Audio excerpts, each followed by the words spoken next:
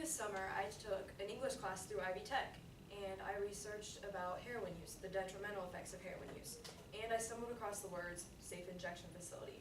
When I first saw them, I honestly kind of laughed and thought it was ridiculous, because if they're going to inject drugs, then they should have to live with the consequences. I thought the government was encouraging them to use drugs.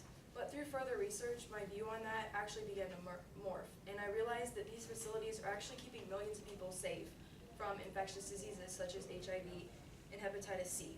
And these diseases are not visible, so by looking at someone, you can't say they have HIV or they have hepatitis C. The guy that you pass on the street, he could have HIV and you wouldn't realize it. That girl at the party who you thought about hooking up with, she could have hepatitis C and you would not realize it. They are not visible like a neon sign on their forehead. They are silent, but they are killing thousands slowly. None of us are safe. They do not discriminate. And no one wants to ask the question, do you have HIV or do you have hepatitis C before engaging in sexual activities with somebody? First, it's embarrassing. No one wants to ask that. Second, we might think, well, that's none of our business. We don't need to know that. It is our business, because if you contract an STD such as HIV or hepatitis C, you are going to be stuck with it for the rest of your life, and they are very costly and expensive. And this is why we need safe injection facilities, to prevent the spread of infectious diseases due to injection drug use. So some of you might be thinking, well, there's no reason to have safe injection facilities if they aren't being used for the treatment of addiction. Actually, 16% of new HIV cases in Indiana are due to injection drug use. Sharing needles is very dangerous because this is how diseases are spread. So the blood gets on the needle, someone else uses that dirty needle, they now have HIV or hepatitis C. And in 2012, there were 10,000 people in Indiana with HIV. But in 2013 alone, there were 500 new cases. And in Madison and Scott counties, which aren't very far away from us, they've actually declared a public emergency because of HIV and hepatitis C outbreaks due to injection drug use. And in our county, there were 10 new hepatitis C infections and then less than 5 HIV infections reported in 2013. And that might sound small, but there could be many people who aren't even aware of their status. Like I said, they're not visible, and HIV can just sit dormant in your body until eventually it turns to AIDS. So you might not even know that you have HIV. And in Southeast Indiana, the region in which we live, cases of HIV have gone up very dramatically in just the past 6 months, jumping from 5 cases annually to just 169 in the past 6 months of this year alone. That is a lot. So safe injection facilities would allow the users to exchange their needles. With each needle that would be exchanged, an HIV or hepatitis C infection is being prevented. And I was looking online for some stories about people who had been impacted by injection drug use, and I found a few quotes that I'm going to share. One lady said, "I am a widow because of lack of access to clean syringes. My husband died of complications due to IV drug use." Another said, "Needle exchange has saved the lives of my friends." And another, "It has educated me about harm reduction by providing me with information on reducing the risk of infection, regular testing, and making informed decisions." There are countless other examples on this website as well.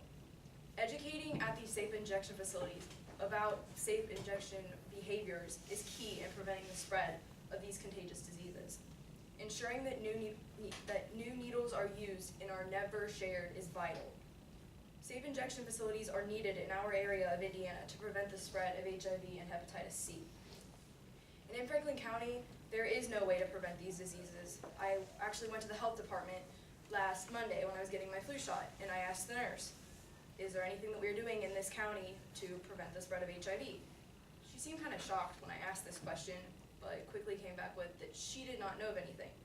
However, when I was leaving, I actually saw a sign posted up on a corkboard outside the door that said, "Free hepatitis C and HIV testing, no appointment necessary, second Tuesday of each month," and that was in Batesville. So our officials do realize that there is a problem, yet they're really not putting in place other preventative measures. A safe injection facility, even if it only had 1 or 2 booths in it, could be very beneficial to our small county.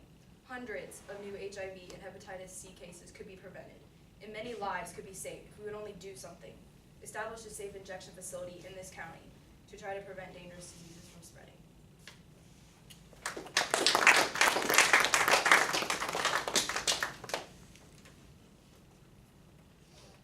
Where's the nearest safe injection facility at, you know? We actually do not have them in the United States. Oh, really?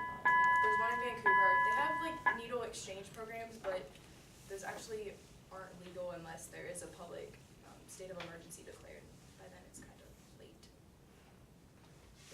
Say we were to put one in Franklin County, where would you say we build one so everyone can have access to it? I was thinking, I was actually thinking about this last night, I was thinking probably like in the jail maybe, not in the jail, but like near the jail, so that way it's kind of a central location for people, but it could also be better controlled there, because there'd be like officers. Kind of going off Cannon's question, you think about, we don't have them in the United States, like what's the one thing you think needs to happen for them to become a possibility here in the United States? It's really sad, but I feel like we're gonna have a even bigger outbreak of HIV before they notice, which is bad, because we need to be preventing it, not waiting until it gets really bad.